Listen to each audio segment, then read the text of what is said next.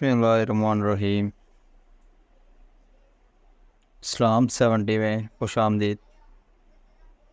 آج جو میں آپ کو کہانی سنانے والا ہوں وہ حضرت ابراہیم علیہ السلام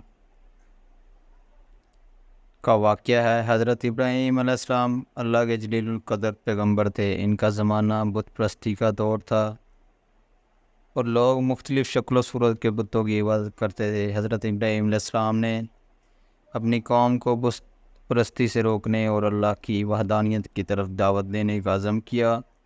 حضرت ابراہیم علیہ السلام کو بچپن سے ہی یہ بات ناگوار گزرتی تھی کہ ان کے والد اور ان کی قوم کے لوگ بے جان اور بے حس بتوں کی عبادت کرتے ہیں۔ وہ سوچتے تھے کہ یہ کیسے ممکن ہے کہ انسان اپنے ہاتھوں سے بنائے گئے پتھر یا لکڑی کے بتوں کی عبادت کرے جو نہ سنتے ہیں، نہ بولتے ہیں اور نہ ہی کسی کی مدد کر سکتے ہیں۔ ایک دن حضرت ابراہیم علیہ السلام نے اپنے والد آزر سے کہا، اے میرے والد، آپ ان چیزوں کی عبادت کیوں کرتے ہیں جو نہ سنتی ہیں، نہ دیکھتی ہیں اور نہ ہی آپ کو کسی کام میں مدد دے سکتی ہیں؟ ان کے والد نے غصے سے کہا، اے ابراہیم، کیا تم میرے دیوتاؤں کے خلاف ہو؟ اگر تم باز نہ آئے تو میں تمہیں سخت سزا دوں گا۔ حضرت ابراہیم علیہ السلام نے لوگوں کو سمجھانے کا ارادہ کیا۔ ایک دن جب ان کے شہر کے لوگ ایک بڑے تہوار کے لیے باہر گئے ہوئے تھے، حضرت ابراہیم علیہ السلام نے بت خانے میں داخل ہوئے اور وہاں موجود تمام بتوں کو توڑ دیا،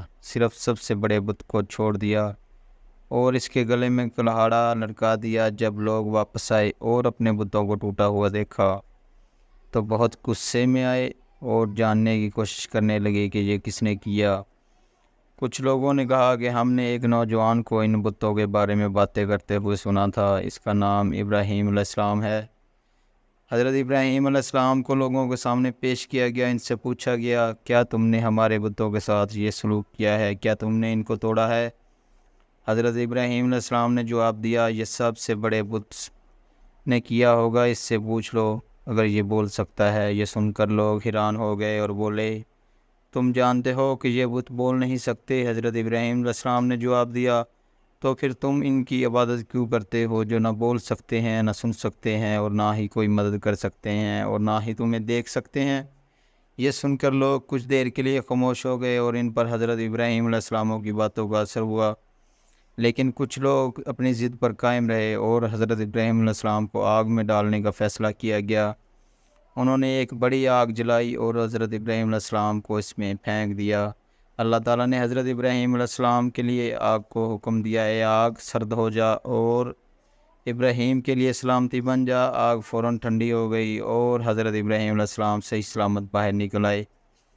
یہ معجزہ دیکھ کر کچھ لوگ ایمان لے آئے، لیکن زیادہ تر لوگ اپنی ضد پر قائم رہے۔ حضرت ابراہیم علیہ السلام نے اللہ کے حکم کے مطابق اپنی قوم کو چھوڑ دیا اور اللہ کی راہ میں ہجرت کی۔ یہ واقعہ ہمیں یہ سبق دیتا ہے کہ ہمیں صرف ایک اللہ کی عبادت کرنی چاہیے اور کسی بھی قسم کی بت پرستی سے دور رہنا چاہیے۔